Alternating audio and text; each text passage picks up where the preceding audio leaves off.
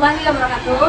Halo teman-teman semua, selamat datang di mini podcast kita kali ini, di mana pada kesempatan kali ini kita akan membahas topik yang sangat menarik, yaitu mengenai penerapan literasi dasar di UPT SDN 009 Baginda Kota. Nah, pada kesempatan kali ini kita telah bersama narasumber kita yang sangat luar biasa, yakni Ibu Yeni Suyanti SPD. Bagaimana kabarnya Ibu Yeni? Alhamdulillah, kabar saya hari ini sangat baik sekali. Alhamdulillah. Sepertinya Ibu Yeni sudah tidak sabar ingin berbagi pengalaman dengan kita. Oleh itu, mari sama-sama kita dengarkan podcast kita hari ini. Baik Bu Yeni, tadi kami sudah melihat bagaimana proses pembelajaran kita. Di mana tadi pada mata pelajaran Pancasila, di mana materinya itu tetap ada kewajiban. Apa tujuan pembelajaran kita hari ini? Oke. Pada materi pembelajaran hak dan kewajiban itu saya membuat tujuannya, yaitu peserta didik itu dapat mengidentifikasikan hak dan kewajiban di lingkungan sekolah, rumah, dan masyarakat. Itu tujuan pertama. Dan tujuan keduanya yaitu peserta didik itu dapat melaksanakan, menerapkan hak dan kewajiban itu di lingkungan sekolah, masyarakat, dan di rumah dalam kehidupan sehari-hari. Baik Bu, tadi kan udah disebutkan nih tujuan pembelajarannya ini. Lalu bagaimana cara Ibu itu mengetahui atau tujuan pembelajaran ini sesuai dengan kebutuhan peserta didik? Sebelum saya memulai pembelajaran itu, saya akan melakukan biasanya saya akan melakukan asesmen awal. Asesmen awal itu yang pertama mengikuti asesmen normatif, yaitu tentang minat anak, kebutuhan anak, sehingga ini dapat membuat apa langkah yang akan saya lakukan sehingga nanti tercapai apa kita Berarti Ibu tanya dulu kemampuannya ya. Nanti Ibu tinggal lanjutin lagi. ya. Kemudian yang kedua itu ada asesmen karakter itu meliputi tentang kemampuan potensi anak, sehingga nanti saya bisa melihat apa-apa langkah yang akan saya lakukan sehingga tujuan pembelajaran ini tercapai dengan baik. Baik Bu, berdasarkan tujuan pembelajaran yang telah dijelaskan tadi, mengapa tujuan pembelajaran itu seperti itu? Oh iya, oke.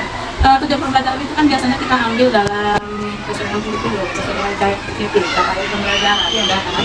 Tetapi tujuan pembelajaran ini kita harus fleksibelkan juga dengan lingkungan sekolah kita, lingkungan anak, lingkungan masyarakat, sehingga apa yang ingin kita capai itu dapat memotivasi siswa peserta didik untuk lebih giat lagi dia dalam belajar, sehingga keberhasilan belajar tentang materi hak dan kewajiban itu dilaksanakan. Baik Bu, dari tujuan pembelajaran yang tadi itu Bu, bagaimana cara Ibu mengukur atau menilai aktivitas belajar siswa itu? Dalam mengukur dan menilai keberhasilan siswa dalam pembelajaran itu, saya memakai 6 acuan, yaitu acuan pertama yaitu pencapaian dalam tujuan pembelajaran, yang kedua yaitu proses pembelajaran, di mana siswa itu dalam melakukan proses pembelajaran, yang ketiga yaitu hasil pembelajaran, yang keempat kreativitas siswa, yang kelima yaitu sikap dan perilaku siswa, apakah pembelajaran tercapai kepada sikap anak atau pembelajaran anak, yang keenamnya yaitu peningkatan kemampuan siswa. Nah, dari 6 tadi, kita dapat nanti mengukur keberhasilan dalam pembelajaran dan perilaku. Baik Bu, tadi kan udah Ibu sebutkan Ibu menilainya dalam 6 juga. Ya. Sekarang pertanyaan Ibu, bagaimana Ibu menilai Ibu dalam aktivitas? Penilaian dalam pelaksanaan aktivitas belajar mengajar anak itu, saya itu mengukurnya dari penilaian untuk kerja. Satu pertama, pemahaman konsep. Pemahaman konsep itu saya tengok nanti anak itu apakah mereka sudah memahami materi yang sudah diajarkan, atau yang kedua, apakah mereka bisa membicarakan materi pembelajaran itu dengan bahasa mereka sendiri dan mempresentasikan. Yang kedua yaitu kecepatan dalam melaksanakan tugas. Nah, ini saya lihat dalam peserta didik itu dalam melaksanakan tugas itu apakah sesuai dengan petunjuk-petunjuk yang telah kita berikan kemudian apakah tugas yang mereka diberikan itu sesuai dengan waktu yang kita berikan kepada mereka. Yang ketiga yaitu kreativitas inovasi. Di situ kita tengok bagaimana nanti peserta didik mengeluarkan ide-ide kreatif mereka, sehingga apa yang kita berikan dalam pembelajaran itu mereka terapkan dalam kehidupan mereka sehari-hari. Yang keempat adalah keterampilan proses dan praktek ya. Itu dapat saja bagaimana peserta didik itu dapat menyusun langkah-langkah mereka dalam menyelesaikan tugas-tugas yang diberikan. Kemudian yang kedua itu kita bisa juga melihat peserta didik bagaimana mereka menggunakan media, apakah tepat atau tidak. Selanjutnya yang kelima itu yaitu saya akan melihat kemampuan peserta didik itu dalam berkomunikasi, bekerja sama di dalam kegiatan kelompok, dan kemudian kedisiplinan mereka dalam melaksanakan kegiatan-kegiatan yang telah dilaksanakan. Kemudian proses hasil komunikasi mereka tadi itu jadi dalam keberhasilan tujuan pelajaran. Baik, selanjutnya pada lembar yang H yaitu pada peserta didik. Baik Ibu sendiri izin bertanya bagaimana cara membuktikan pemikiran untuk melibatkan semua peserta didik dalam ide-ide yang besar untuk melakukan sebuah unjuk atau membuktikan hasil kinerja peserta didik tersebut. Oke, tinggi. Kalau saya biasanya ya, saya melakukan itu, saya sering memotivasi peserta didik kalau mereka itu bisa. Saya sering melibatkan semua peserta didik dalam proses belajar, sehingga nanti mereka merasa tersandung dan mereka merasa semangat sekali dalam melaksanakan kegiatan apa yang kita lakukan. Kemudian saya sering menekankan kepada peserta didik selalu bekerja sama, berkolaborasi dengan teman-teman, dan itu motivasi kerjaan sering saya lakukan. Ibu, selanjutnya motivasi apa saja yang dapat melibatkan peserta didik untuk membuat ide-ide besar yang konkret dan sangat penting untuk kemajuan peserta didik. Yang dapat melibatkan peserta didik untuk membuat ide-ide besar sehingga dapat menarik, terus konkret dan juga sangat penting untuk kemajuan peserta didik. Oh iya, itu untuk mewujudkan ide-ide besar sehingga peserta didik semakin menarik dengan materi atau pembelajaran yang kita laksanakan itu. Biasanya saya itu menghubungkan materi dengan pengalaman anak dalam kehidupan sehari-hari. Sehingga anak itu termotivasi dengan masalah yang mereka dapati dalam kehidupan sehari-hari, sehingga apabila kita pelajari mereka dapat menyelesaikannya dengan baik. Ibu, pertanyaan selanjutnya, bagaimana pendekatan dalam berkomunikasi pada materi sehingga menghasilkan minat dan keinginan terhadap materi dari peserta didik itu sendiri? Ya, seperti yang tadi saya tambahkan tadi kan dalam dalam kehidupan dan pengalaman anak dalam kehidupan sehari-hari kan. Nah, nanti begitu akan merangsang peserta didik. Kemudian untuk lebih mengoptimalkan keberhasilan kita itu, kita selalu memakai media lalu kita seperti audio, visual, juga itu pakai alat yang fokus. Setelah itu kalau kita memakai media visual, kita juga bisa melaksanakan pembelajaran itu dengan mengasah motorik anak, sehingga anak itu merasa terangsang bahwa mereka dilibatkan dalam pembelajaran. Ibu, pertanyaan selanjutnya, peluang apa yang bisa menopang minat belajar yang terutama itu pada keadaan pembelajaran terasa sangat sulit bagi peserta didik? Ya, itu biasanya kita lakukan, yaitu kita beri kesempatan kepada anak peserta didik melakukan diskusi.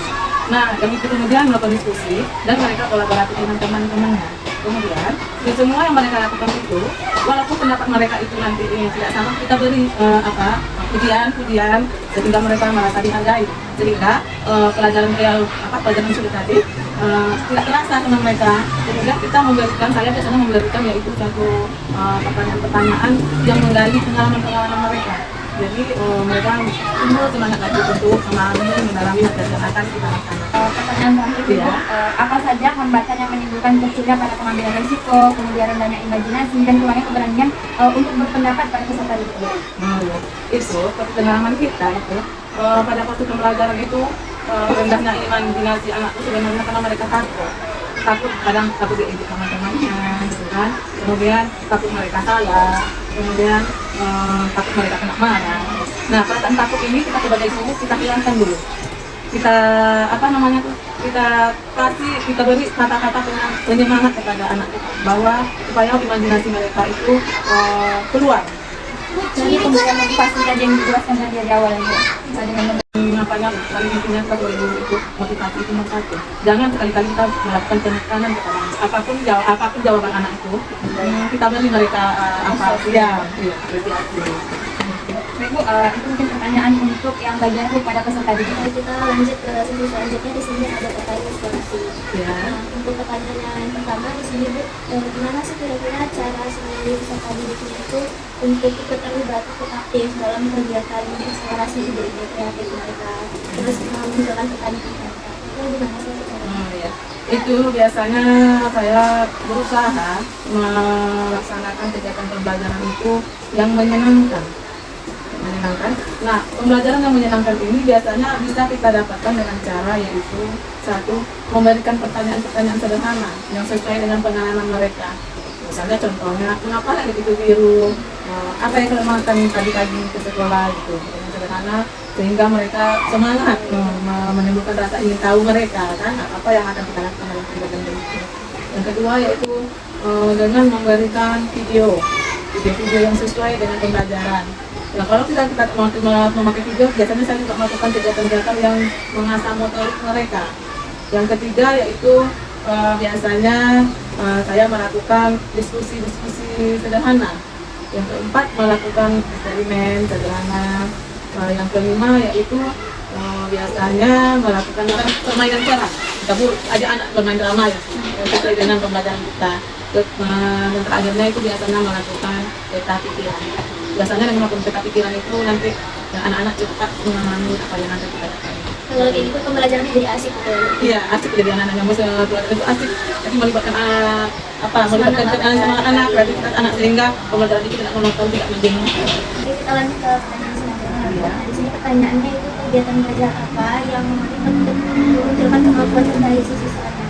Nah, pekerjaan rumah dan pengalaman di luar kelas apa yang ditemukan untuk memberikan kesempatan mereka itu mengembangkan dan memperdalam pengetahuan.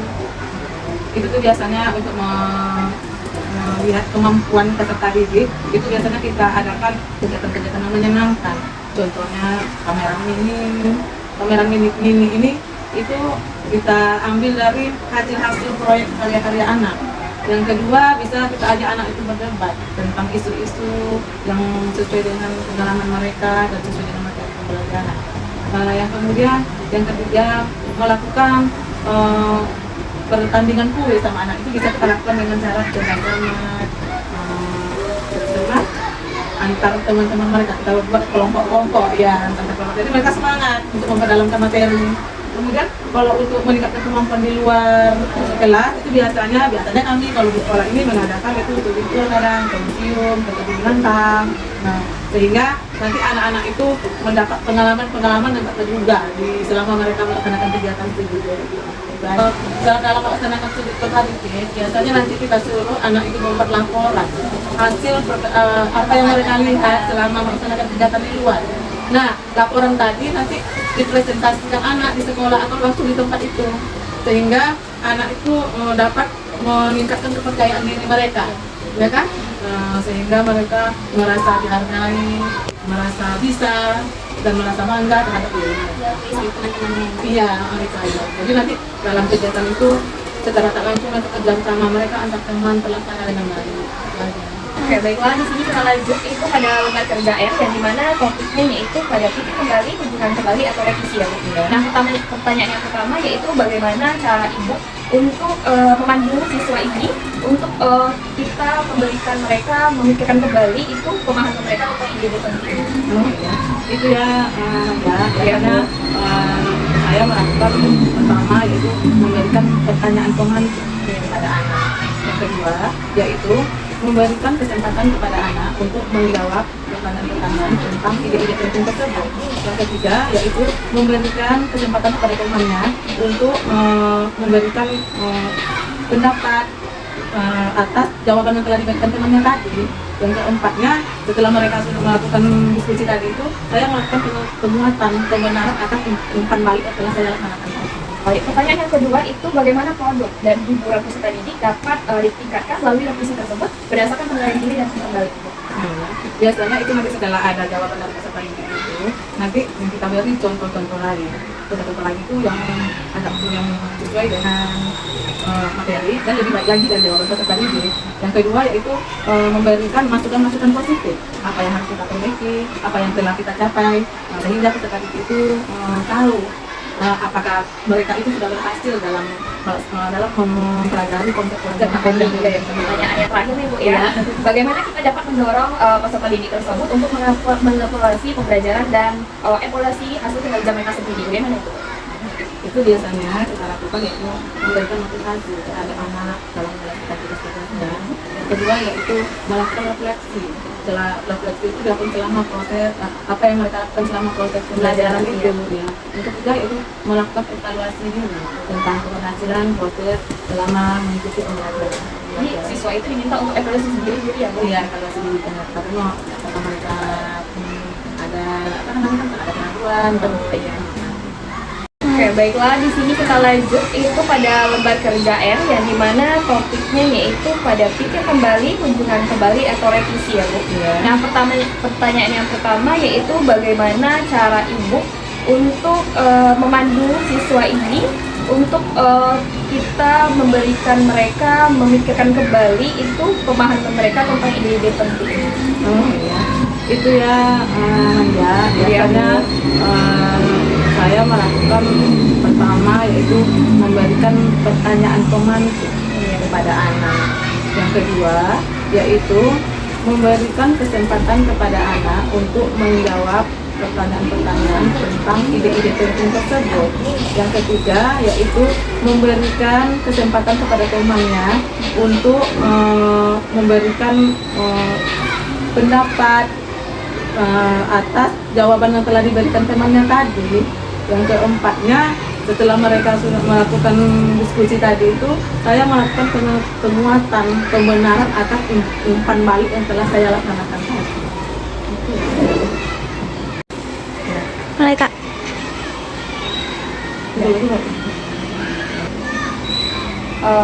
Pertanyaan yang kedua itu bagaimana produk dan hiburan peserta didik dapat ditingkatkan melalui revisi tersebut berdasarkan penilaian diri dan umpan balik, Bu.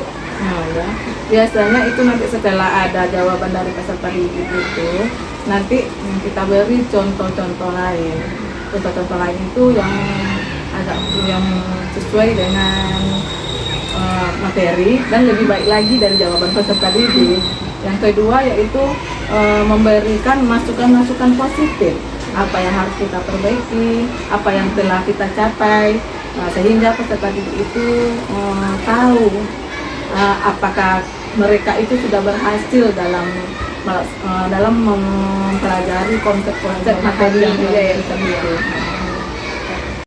Pertanyaan yang terakhir nih Bu ya, bagaimana kita dapat mendorong peserta didik tersebut untuk mengevaluasi pembelajaran dan evaluasi hasil kinerja mereka sendiri, bagaimana itu Bu? Itu biasanya kita lakukan yaitu memberikan motivasi terhadap anak dalam menyelesaikan tugas-tugasnya. Yang kedua yaitu melakukan refleksi. Refleksi itu dilakukan selama proses apa yang mereka lakukan selama proses pembelajaran itu. Ya. Yang ketiga yaitu melakukan evaluasi diri tentang keberhasilan proses selama mengikuti pembelajaran. Jadi siswa itu diminta untuk evaluasi sendiri ya Bu? Iya, evaluasi diri. Kita tengok apakah mereka ada kan ada keraguan. Iya. Ya baik Bu, untuk pertanyaan selanjutnya yaitu lembar 3 yang E, yang dimana pertanyaan pertamanya yaitu bagaimana caranya peserta didik dibimbing dalam penilaian diri, evaluasi, dan penyesuaiannya. Biasanya itu saya lakukan yaitu melakukan memberi pemahaman tentang apa langkah-langkah tujuan yang harus kita lakukan, dan kemudian juga memberi pemahaman kepada peserta didik tentang apa itu refleksi. Kemudian saya juga melakukan seminar reaktif yaitu tentang perkembangan mereka selama melakukan kegiatan proses pembelajaran. Jadi begitu cara itu Ya, nanti ada checklistnya gitu, karena nanti ada di KPD-nya nanti kegiatannya nanti kan nanti mereka tinggal checklist saja, jadi itu perkembangan. Bu, pertanyaan selanjutnya, bagaimana peserta didik akan terlibat dalam evaluasi diri akhir untuk mengidentifikasi diri, meningkatkan tujuan masa depan, dan memiliki semangat belajarnya? Ya, itu biasanya saya lakukan yaitu melaksanakan refleksi diri mereka, tantangan-tantangan apa saja yang mereka hadapi selama proses pembelajaran. Yang kedua, bersama-sama peserta didik menggali kekuatan dan kelemahan mereka yang selama proses pembelajaran. Seperti contoh nanti ketika pertanyaan yaitu apa yang telah dicapai selama pembelajaran ini. Yang kedua itu bagaimana perasaan kamu di pelajaran ini. Gitu. Yang ketiganya yaitu memberikan motivasi kepada peserta didik untuk mempunyai tujuan masa depan, apa yang mereka inginkan ke depannya, apa cita-cita mereka, sehingga menimbulkan semangat mereka untuk melaksanakan proses pembelajaran dan mereka juga semangat atas sekolah. Pokoknya intinya itu terus melakukan refleksi gitu kan, Ya, untuk tujuannya nanti apa akhir tujuan dari peserta didik. Iya, refleksi, motivasi itu tidak pernah tinggal. Iya, iya. Dan pertanyaan terakhir ya Bu, Iya. bagaimana peserta didik akan dibantu untuk melihat dari apa yang telah mereka pelajari dan apa yang mereka butuhkan untuk menyempurnakannya lebih lanjut? Iya. Untuk mengajak peserta didik melihat apa yang telah mereka capai itu, biasanya kita melakukan refleksi sederhana. Refleksi sederhana itu biasanya itu melalui diskusi singkat, kemudian mengambil kuis. Setelah itu memberikan umpan balik. Ya, jadi umpan balik ini tujuannya apa yang telah kita capai, apa yang harus kita perbaiki. Gitu. Oke, pertanyaan terakhir ya Bu, bagaimana peserta didik akan dibantu untuk melihat dari apa yang telah mereka pelajari dan apa yang membutuhkan untuk penyempurnaannya lebih lanjut. Ya, biasanya itu untuk membantu peserta didik mantap perkembangan mereka, saya melaksanakan refleksi sederhana. Refleksi sederhana itu kita lakukan melalui diskusi kelas, kemudian tulis singkat, kemudian memberi umpan balik apa-apa saja yang telah mereka kuasai dan apa-apa saja yang harus mereka perbaiki. Setelah itu juga memberi tugas tambahan. Ya, tugas tambahan ini untuk melihat kepada mereka sampai di mana peserta ya kemampuan mereka dalam mengikuti. Bisa jago? Iya. Ya, baik. Terima kasih ya Bu. Kita lanjut ke sesi selanjutnya di sini terkait kegiatan pembelajaran itu. Nah, pertanyaannya itu bagaimana sih cara itu mengakomodasi semangat dan kebutuhan perkembangan dari gaya belajar, terutama membacakan minat peserta didik. Itu biasanya saya lakukan dengan melakukan diferensiasi yang fleksibel, penyesuaian materi, penyesuaian strategi pembelajaran. Kemudian itu kita lakukan harus sesuai dengan tujuan pembelajaran, dan itu nanti bisa nanti mendapatkan penilaian tentang peserta didik sesuai dengan kemampuan masing-masing. Itu aja. Selanjutnya, gimana sih cara ibu itu untuk menyesuaikan rencana pembelajaran? Misalnya terjadi ada perubahan di dalam perencanaan itu. Nah, untuk memaksimalkan keterlibatan peserta itu apa? Itu biasanya dilakukan melakukan modifikasi tujuan pembelajaran, kemudian memberi media pembelajaran yang lebih menarik. Dan yang paling utama itu keterlibatan anak itu harus kita jaga sehingga nanti pembelajaran kita itu lebih efektif ya, kritis ya. Jadi anak-anak itu tidak bosan dengan apa yang kita sampaikan. Berarti fokusnya ke media serta tujuan. Iya, ya, bisa yang media itu bisa berupa nanti kita bawa anak itu ke luar kelas, bisa, atau media yang berupa teknologi bisa juga. Jadi tidak monoton media kita. Kita lanjut ke pertanyaan selanjutnya di sini terkait pengalaman belajar. Nah, pengalaman belajar apa sih yang paling baik sehingga dapat mengembangkan serta memperdalam peserta didik? Biasanya itu kalau untuk lebih memperdalamkan peserta didik dalam memahami pembelajaran, biasanya itu kita lakukan yaitu pembelajaran berbasis proyek. Tuh. Yang kedua itu melakukan eksperimen desain tidak. Contohnya, jadi anak itu bisa dia dapat sendiri apa yang mereka yang kita pelajari itu mereka merasakan sendiri pengalamannya. Yang ketiga yaitu melakukan kunjungan lapangan. Nah, biasanya ini anak-anak semangat sekali ini keluar, ya keluar apalagi di luar daerah atau ada yang ke lingkungan kalau di mungkin seperti Indonesia atau langsung ke tempat apa penanaman di tumbuhan, bawaan, itu anak lebih semangat lagi. Dan kemudian itu melakukan diskusi ringan. Yang terakhir itu melakukan permainan edukatif. Permainan edukatif ini itu permainan yang tentang pembelajaran tadi ya, sesuai dengan game, sesuai dengan materi tadi kuis. Tadi yang bisa tadi itu, nah kenapa sih pengalaman belajar yang baru bisa hari itu bisa dikatakan efektif? Karena kata-kata efektif, pembelajaran tadi itu anak-anak suka ya belajar itu cara bermain. Jadi itu menghilangkan rasa takut mereka. Dan kemudian pembelajaran yang di atas tadi yang tadi di atas itu, kalau belajar jadi aktif. Anak-anak bekerja, bukan hanya tidak ada yang bekerja. Mereka mencari menemukan identitas mereka sendiri. Sambil bermain mereka belajar. Iya, kemudian dengan kegiatan di atas akan menumbuhkan sikap sosialisasi sosial mereka, kolaboratif, kerjasama mereka antar sesama teman, antar guru, dan antar lingkungan mereka. Pertanyaan selanjutnya yaitu bagaimana sih cara meminimalisir terkait kemungkinan kesalahan dari pelajaran materi? Kita guru-guru jangan selalu menghakimi anak. Harus selalu beri motivasi kepada anak. Apabila anak melakukan kesalahan, kekurangan, itu kita pahami bahwa mereka itu berbeda. Nah, supaya mereka tahu apa kesalahan mereka, secara perlahan kita beritahu mereka. Tetapi tetap kata-kata motivasi, jadi itu memang tidak boleh kita tinggalkan. Harus kita tinggalkan. Sehingga menimbulkan rasa percaya diri mereka dan menghilangkan rasa takut mereka terhadap kegiatan belajar, juga takut kepada gurunya. Ada asas lainnya? Iya. Untuk pertanyaan yang terakhir nih, gimana sih cara ibu itu untuk mengatur serta mengelola pengajaran dan pembelajarannya untuk memaksimalkan keterlibatan? Biasanya itu saya merancang suatu pembelajaran itu dengan melaksanakan pemanasan. Pemanasan itu biasanya saya lakukan dengan memberikan pertanyaan-pertanyaan pemantik. Dan kemudian menjelaskan pelajaran secara sederhana. Dan ketiga yaitu peserta didik itu selalu saya libatkan dalam membuat keputusan dalam pembahasan materi tadi. Sambil terjadinya diskusi gitu. Ya, diskusi ya, dengan diskusi, kemudian dengan melakukan permainan, melakukan kuis, seperti itulah. Kemudian selalu memberikan umpan-umpan balik terhadap pembelajaran, apakah pembelajaran ini sudah tercapai, apa belum, di mana letak kekurangan.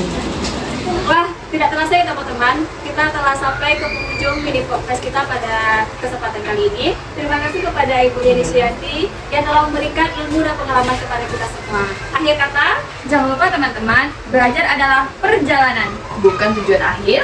Jadi, tetaplah semangat dan terus menjadi bagian dari perubahan positif dalam dunia pendidikan. Assalamualaikum